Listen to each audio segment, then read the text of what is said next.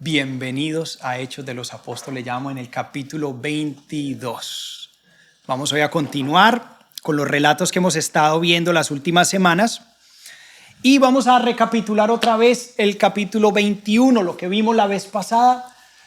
Vimos que Pablo estaba continuando su tercer viaje misionero, ya estaba por finalizar el viaje, iba rumbo a Jerusalén. Hablamos que la intención de Pablo de ir a Jerusalén era poder llevar una ofrenda de la iglesia gentil a los hermanos judíos que estaban pasando un momento de mucha necesidad en Jerusalén. Pablo quería poder llegar para la fiesta de la Pascua, no pudo, vimos que se atrasó todo. Entonces dijo, bueno, por lo menos esperemos que podamos llegar para la fiesta de Pentecostés. Vimos que tras múltiples intervenciones, ya cuando Pablo llega al territorio de Siria, se nos dice que hubo varias personas que intentaron frenar que Pablo fuera a Jerusalén.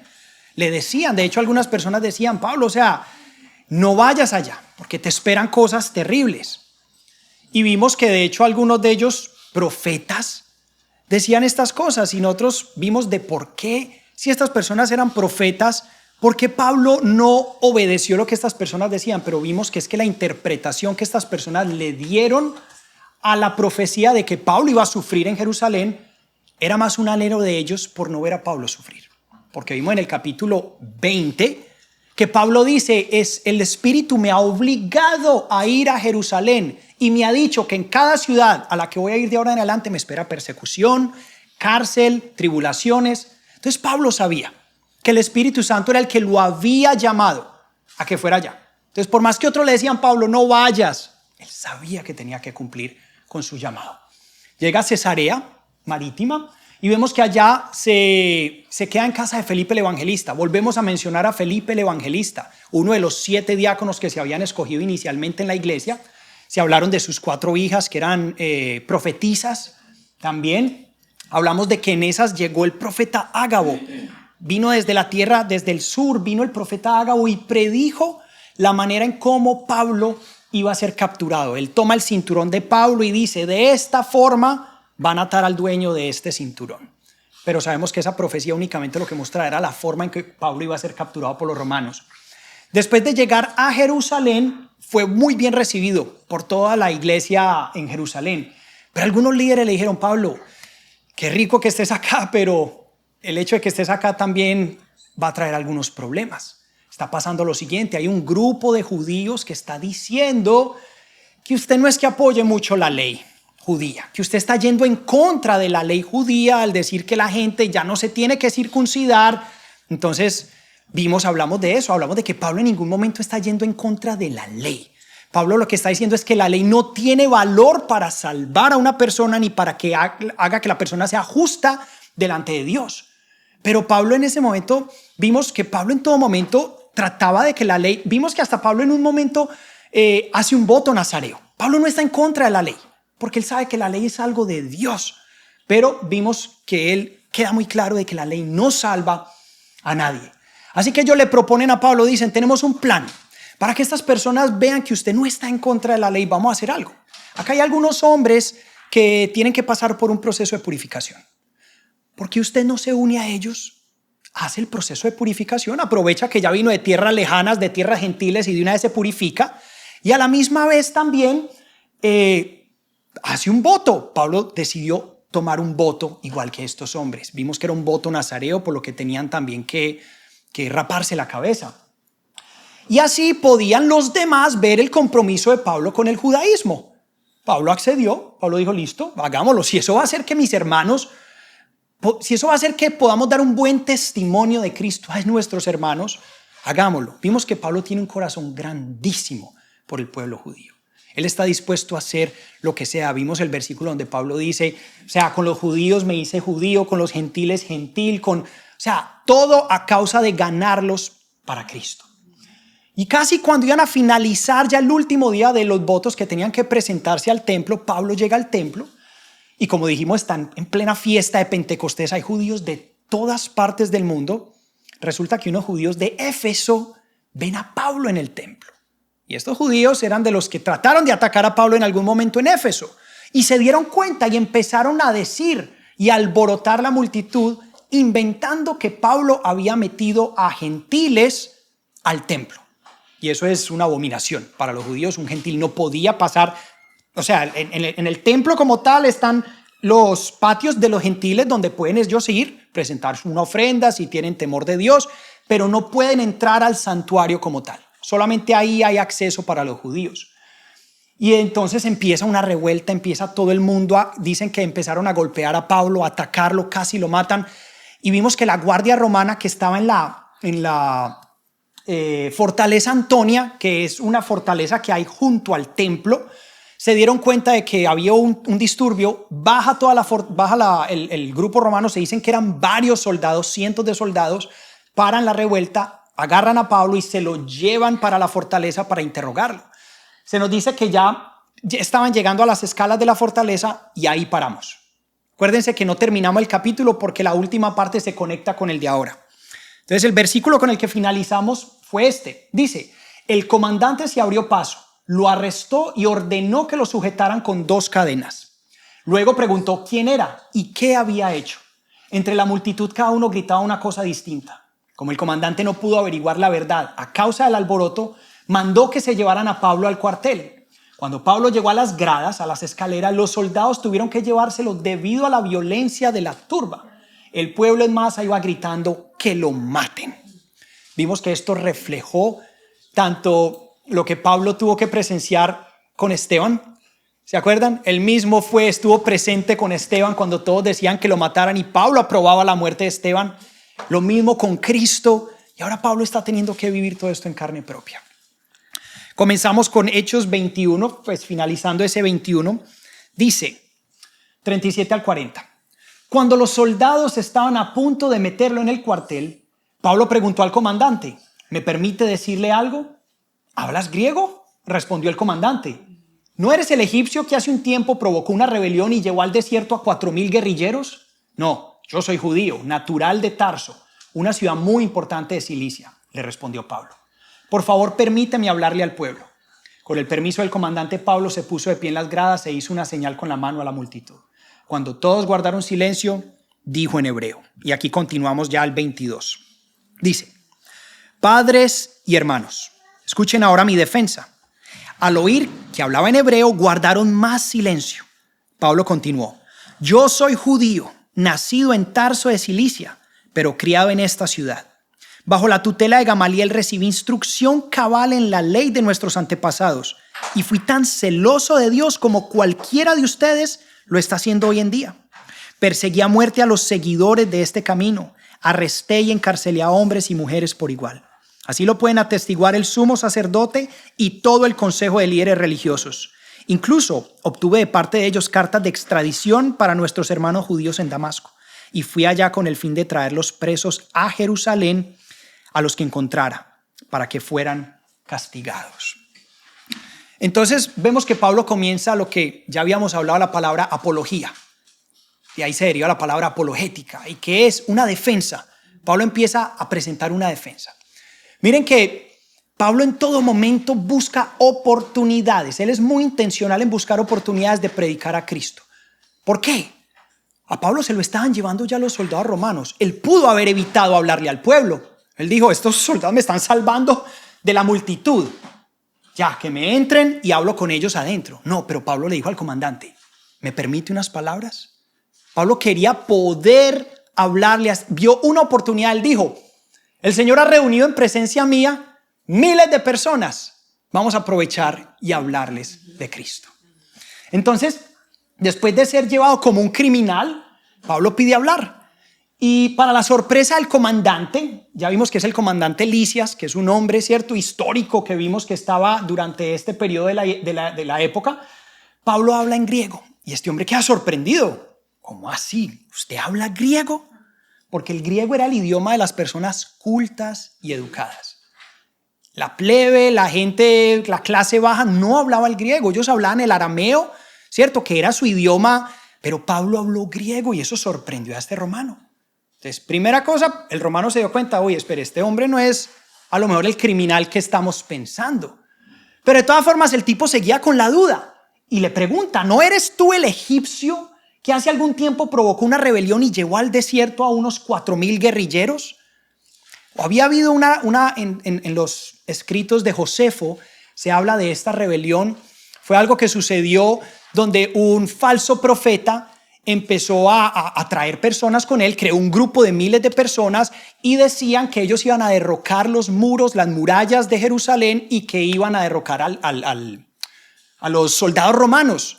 Entonces, ¿qué hizo Roma? Roma empezó a buscar a estas personas, lograron capturar a muchos de ellos, pero al hombre líder, al cabecilla de este grupo, nunca lo lograron capturar. Por eso pensaron que de pronto era uno, de pronto este es el que están hablando, porque miren este hombre, la revuelta que está causando. Este hombre es importante. Pero Pablo no era un guerrillero ni un sicario. Más bien, él dice, soy un judío nacido de Tarso, una ciudad muy importante de Cilicia. Pablo quiso recalcar, como quien dice, o sea, de donde yo vengo no es cualquier ciudad. Es un lugar, no es un lugar cualquiera. Es de gente educada y de gente muy, muy sabia.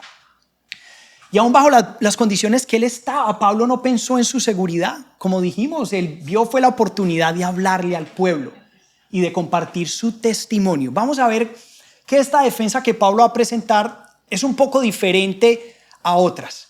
Él aquí no va a hablar de conceptos teológicos, ni va a hacer mención directa, por ejemplo, a la obra de Cristo. Él aquí va a usar su testimonio de vida como defensa. Vamos a ver cómo el testimonio de vida nuestro también puede ser usado para evangelizar a las personas. Entonces Pablo comienza su discurso y empieza a hablar en arameo. Aquí ya cambia. Miren la sabiduría que Dios le da a Pablo. Al comandante le habla en griego para que el hombre quedara como, ¿cierto? Le diera atención. Y ahora él sabe que necesita la atención del pueblo.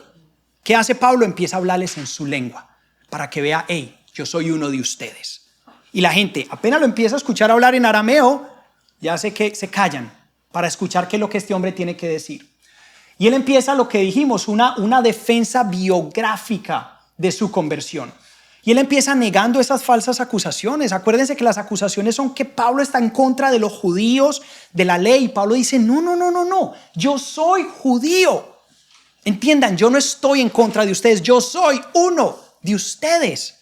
Nací en Tarso, pero me crié acá. Y no solamente me crié en Jerusalén, estuve bajo una de las mejores educaciones posibles, bajo la educación de Gamaliel. Y Gamaliel era el rabino más venerado en este entonces. Y Pablo dice, yo recibí educación de él y me volví un fariseo intachable. Y Pablo acreditó el celo. Miren cómo Pablo hasta le echa flores a esta multitud. De cierta manera no está juzgando ni acusándolos, sino que hasta le resalta de cierta manera que lo que ellos están haciendo, el celo que tienen no es malo, es la manera están incorrectos en el motivo de su celo. Pero Pablo hasta dice, perseguía a muerte a estos seguidores del camino, hasta encarcelaros a hombres y a mujeres por igual. Miren lo que dice acá, él dice, y fui tan celoso de Dios como cualquiera de ustedes lo está haciendo hoy en día. Como quien dice, yo estuve ahí también por amor a Dios, por celo a Dios. Pero estas personas están enceguecidas. Y su reputación antigua no era un misterio para muchos. Muchos ahí estoy seguro que sabían quién era Saulo de Tarso. Muchos ahí sabían que este hombre en algún momento perseguía a los seguidores del camino. Porque miren lo que dice Gálatas 1:13. Ustedes ya están enterados de mi conducta cuando pertenecía al judaísmo, de la furia con que perseguía a la iglesia de Dios tratando de destruirla. La gente sabía quién era Saulo de Tarso. Muy bien sabían. Cuando él llegó a Damasco, ¿cuál fue la reacción de Ananías cuando el Señor le pidió que fuera a orar por él? Dijo, no, Señor, pero ¿cómo? Si este hombre es uno de los perseguidores más grandes de la iglesia. Imagínense, ya hasta ese momento se sabía en Damasco quién era Pablo de Tarso, Saulo de Tarso. Entonces, quien todavía dudara de él, y como dice Pablo, como quien dice, y si usted todavía duda o no sabe quién soy yo, mire, pueden atestiguar el sumo sacerdote y todo el consejo, porque ellos mismos me daban cartas a mí de aprobación para yo poder ir a encarcelar personas que siguieran el camino. Entonces miren cómo el fariseísmo de esta gente, persiguiéndolo cuando ellos mismos sabían quién era él. Lo que no entendían es que en él hubo una transformación, en él hubo un cambio, es lo que la gente no está viendo. Y vamos a ver aquí Hechos 22, 6 al 11 dice, Sucedió que a eso del mediodía, cuando me acercaba a Damasco, una intensa luz del cielo relampagueó de repente a mi alrededor. Caí al suelo y oí una voz que me decía: Saulo, Saulo, ¿por qué me persigues? ¿Quién eres, Señor?, pregunté. Yo soy Jesús de Nazaret, a quien tú persigues, me contestó él. Los que me acompañaban vieron la luz, pero no percibieron la voz del que me hablaba. ¿Qué debo hacer, Señor?, le pregunté. Levántate, dijo el Señor, y entra en Damasco. Allí se te dirá todo lo que se ha dispuesto que hagas. Mis compañeros me llevaron de la mano hasta Damasco porque el resplandor de aquella luz me había dejado ciego. Entonces, cerca de Damasco se dice que Pablo estaba ya llegando y bueno, ya muchos quizás conocemos esta historia. Aquí quiero hacer un punto, algo importante, porque podremos decir, pero van a contar otra la historia de Pablo, ya no la sabemos, en Hechos 9 la vimos. Y no solo eso, más adelante en Hechos, creo que es 26, se va a volver a narrar otra vez.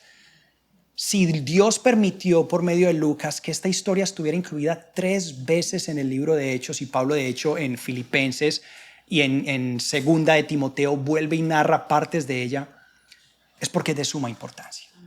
La conversión de Saulo es de suma importancia, hay mucho que aprender, no solamente de la importancia de quién fue él para la iglesia, sino también de cómo Dios transformó la vida de este hombre y lo que puede hacer a través de nuestras vidas también. Entonces tengamos eso en cuenta, porque aquí mucho de lo que vamos a leer ya lo sabemos, ya lo conocemos. Hoy de pronto nos van a aprender cosas muy nuevas, pero si el Señor permitió, volvamos hoy a meditar en la transformación de Pablo. Entonces se nos dice acá que cerca de Damasco una luz lo rodeó, ¿cierto? Vimos que una luz. En esta parte Pablo incluye la palabra, Lucas incluye la palabra, que más radiante que el sol de mediodía. En la primera historia que vimos en Hechos 9 no se narra esa parte. Pónganse a pensar. La luz de mediodía, cuando uno sale y mira ese sol, es una luz extremadamente radiante. Ahora piensen en una luz aún más radiante que opaca el sol de mediodía. Esa fue la luz que vio Pablo. Solo imagínense el resplandor de esa luz. La majestad de la gloria de Cristo reflejada. Y Pablo, me imagino, no pudo, sus ojos no pudieron con la gloria del Señor. Y la gloria de Cristo resucitado eclipsó el mismo sol. Y aquel a quien había despreciado Pablo, a quien había él rechazado, blasfemado, como charlatán, blasfemo, el falso Mesías, era en realidad el Señor de gloria. En ese momento Saulo se dio cuenta que aquel a quien él perseguía, y miren también ese dato, Jesús dice, soy yo a quien Jesús, a quien tú persigues. Pablo no estaba persiguiendo a Jesús directamente. Jesús ya estaba en el cielo. Pablo sabía que Jesús ya había muerto. Pero como nosotros, cada uno de nosotros somos parte del cuerpo de Cristo, toda persecución en contra de un cristiano es una persecución en contra de Cristo. Por eso el Señor le decía, me estás persiguiendo. Cuando tú atacas mi iglesia, me atacas a mí. Y aunque habían muchos presenciando este hecho, miren, eso es impresionante. Definitivamente Dios le estaba hablando a Pablo, porque miren que muchos vieron el resplandor.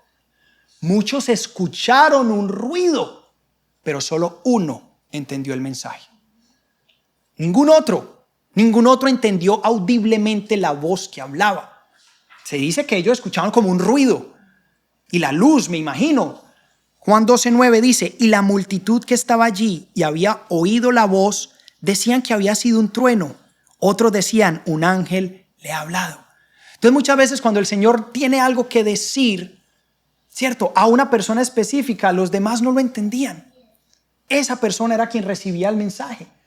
Y los muchos testigos podían dar fe de que este hecho era real y no una historia que se inventó Pablo, porque Pablo estaba con otras personas. Y Jesús envía a Pablo a continuar su viaje a Damasco, pero ahora como siervo del Señor y no como adversario. Y continúa aquí el versículo 12-16, dice, vino a verme un tal Ananías, hombre devoto que observaba la ley, a quien respetaban mucho los judíos que allí vivían. Se puso a mi lado y me dijo, hermano Saulo, recibe la vista. Y en aquel mismo instante recobré la vista y pude verlo. Luego dijo, el Dios de nuestros antepasados te ha escogido para que conozcas su voluntad y para que veas al justo y oigas las palabras de su boca. Tú le serás testigo ante toda persona de lo que has visto y oído. Y ahora, ¿qué esperas? Levántate, bautízate y lávate de tus pecados, invocando su nombre. Entonces Pablo es llevado donde un tal Ananías. Vimos que era un hombre devoto, dice la palabra, era un hombre entregado, ¿cierto?, a la ley. Miren, era un creyente de la iglesia, era el líder de la iglesia en Damasco. Pero miren lo que dice, hombre que observaba la ley. Entonces volvemos a lo que hablábamos unos capítulos anteriores. Estas personas aún seguían con sus tradiciones judías. Entendían que ya nada de esto tenía un propósito de salvación, de justificación, pero muchos de ellos seguían arraigados a su antepasado, o sea, a sus tradiciones, a su cultura, por amor a estas tradiciones.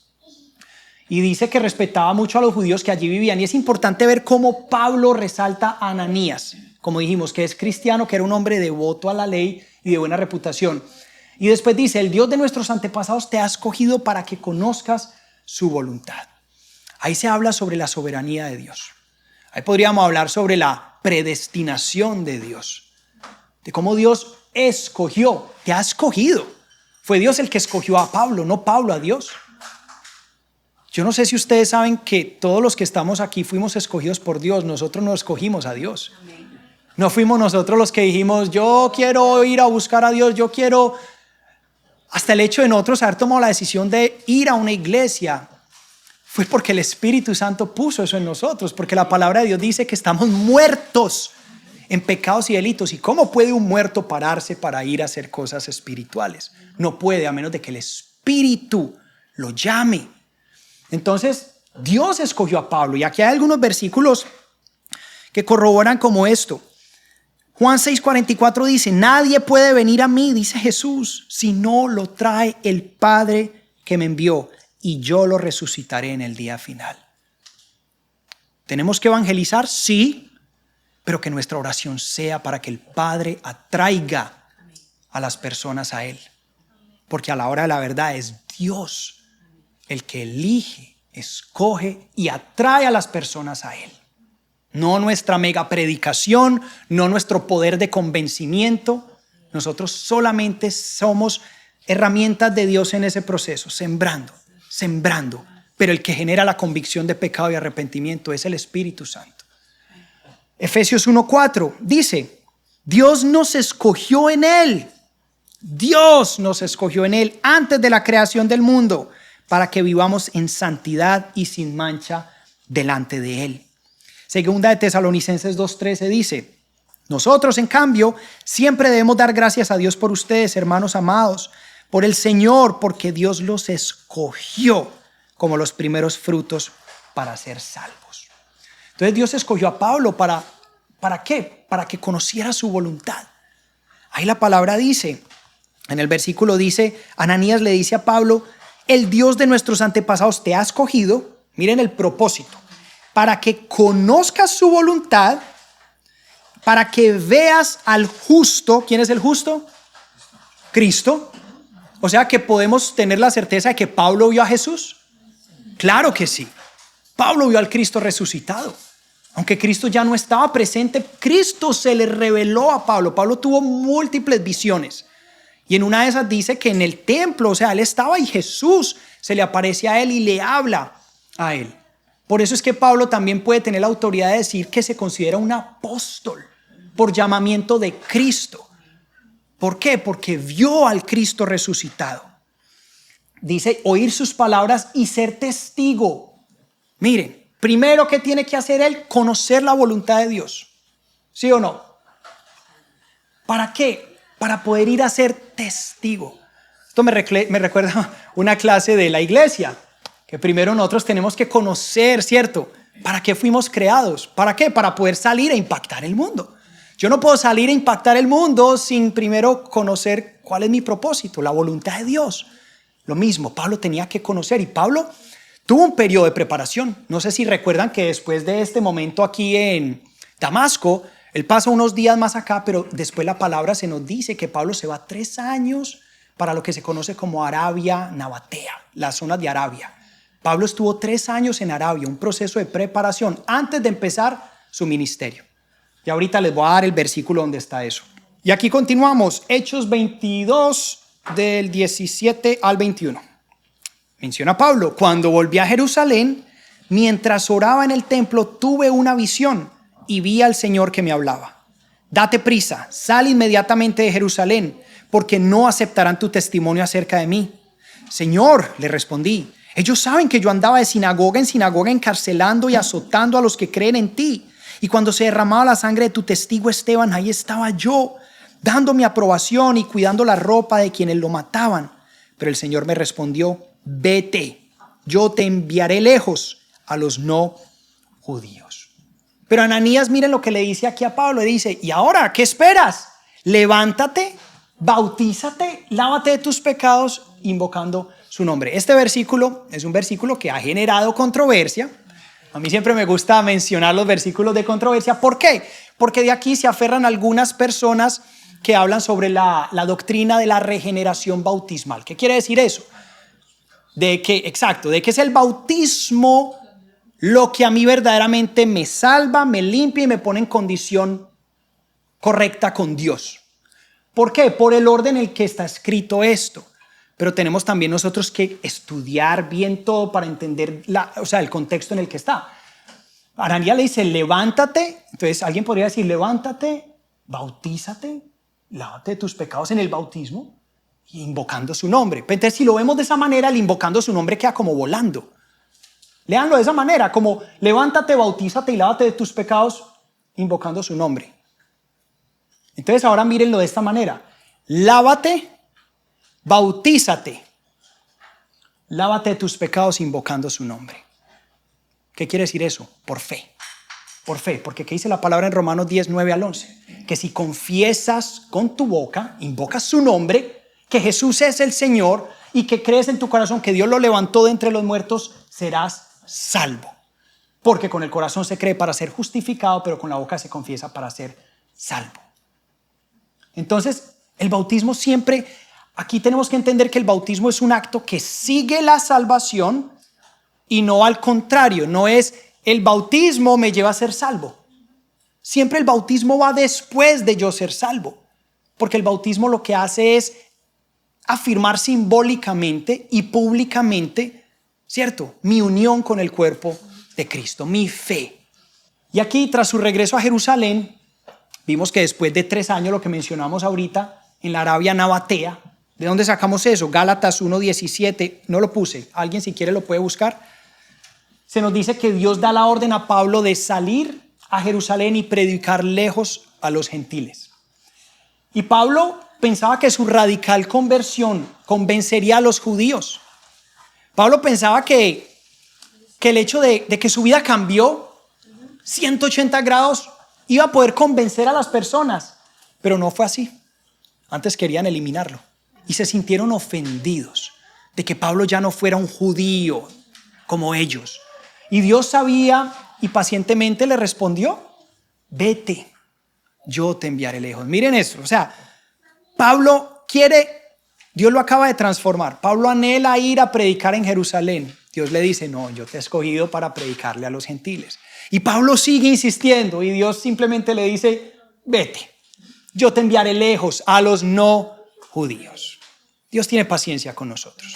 Dios tiene paciencia. Muchas veces somos obstinados y pensamos que sabemos cómo hacer las cosas mejor. Pero Dios en su paciencia nos muestra cuál es el plan perfecto de Él. Hechos 22:30 dice: la multitud estuvo escuchando a Pablo hasta que pronunció esas palabras.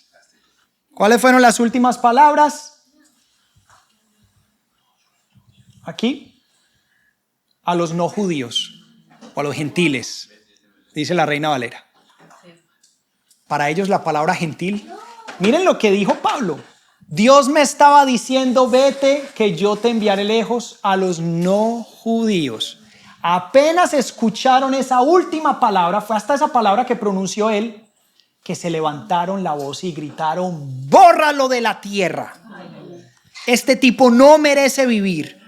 Como seguían gritando, tirando sus mantos y arrojando polvo al aire, miren la furia de estas personas. El comandante ordenó que metieran a Pablo en el cuartel. mandó que lo interrogaran a latigazos con el fin de averiguar por qué gritaban así contra él. El comandante estaba desesperado. El comandante decía, bueno, este hombre habló ante la multitud y antes quedó la cosa peor. Yo necesito saber quién es este hombre. Saquen la información, vayan, azótenlo a ver qué nos dice.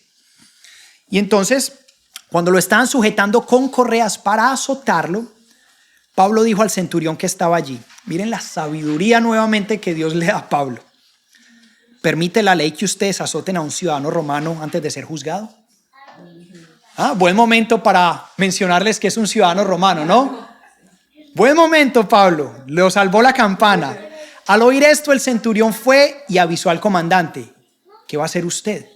Resulta que este hombre es un ciudadano romano. El comandante se acercó a Pablo y le dijo, dime, ¿eres ciudadano romano? Sí, lo soy. A mí me costó una fortuna adquirir mi ciudadanía, dijo el comandante. Pues yo la tengo de nacimiento, respondió Pablo. Los que iban a interrogarlo se retiraron enseguida. Al darse cuenta de que Pablo era ciudadano romano, el comandante mismo se asustó de haberlo encadenado. Pablo ante el consejo. Al día siguiente, como el comandante quería saber con certeza de qué acusaban los judíos a Pablo, lo desató y mandó que se reuniera con los jefes de los sacerdotes y el consejo en pleno. Luego llevó a Pablo para que compareciera ante ellos. Entonces, tras las últimas palabras de Pablo, se alborotó la gente. Cuando él mencionó la palabra gentiles, para un judío no había peor ofensa que lo pusieran al nivel de un gentil. Y ellos escuchar que Dios le dijo a Pablo que fuera y buscara a los gentiles para salvarlos igual que a ellos no les cabía eso en la cabeza. Porque para ellos los gentiles eran aborrecidos, eran como animales. Y eso desató, la gente empezó a gritar que lo mataran. Para los judíos, todo quien pusiera a gentil por igual era motivo suficiente para borrarlo de la faz de la tierra. Y al no poder encontrar una razón por el alboroto, vimos que Lisias, desesperado, manda que azoten a Pablo. Y la flagelación, sabemos por el mismo Cristo, que quizás era una de las peores torturas. Y sujetarlo con correas, cuando la razón por la cual lo sujetaban con correas, a él lo ponían contra esto, lo amarraban con las correas para que el cuerpo quedara más estirado. Y mientras digamos, los músculos, la piel estaba más estirada, claro, cada azote era peor. Dolía más, la piel se abría más. Entonces, esta era la razón por la cual lo amarraban con las correas. Y afortunadamente los ciudadanos romanos estaban exentos de esos brutales métodos de tortura. Había una ley en los años 195 y en el 123 a.C. que proclamaron, se llamaba la ley Sporcia y Sempronia, que fueron las que dijeron que un ciudadano romano no podía ser azotado, no podía ser torturado de esa manera. Por eso es que Pablo usa eso para salvarse de los azotes. Entonces él aprovecha y dice, güey, de algo me tiene que servir la ciudadanía romana. Hey, ¿es legal que ustedes azoten a un ciudadano romano sin primero interrogarlo? Y es ahí donde él hace esa pregunta.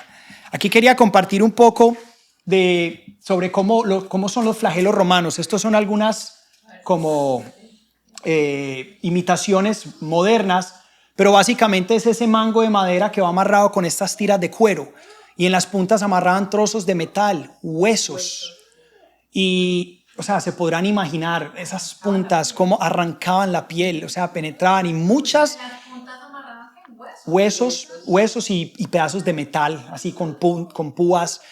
Y la mayoría de personas que eran flageladas, muchos de ellos morían, ya fuera porque se desangraban o por infecciones, porque su cuerpo estaba expuesto. El Señor Jesús logró resistir la flagelación y pudo llegar hasta la cruz, pero muchas personas no pasaban de ese momento. Y el haber sometido a un ciudadano romano a flagelo le podía costar la carrera o la vida al comandante. Miren cómo también tomaban tan en serio el sistema romano esto, de que si un romano atacaba a un romano de una manera injusta o que iba en contra de la ley, le podía costar la vida o el puesto a este hombre. Por eso es que Lisias se asusta y él también queda asustado. Y el haber atado sin previo juicio a un ciudadano también era ilegal.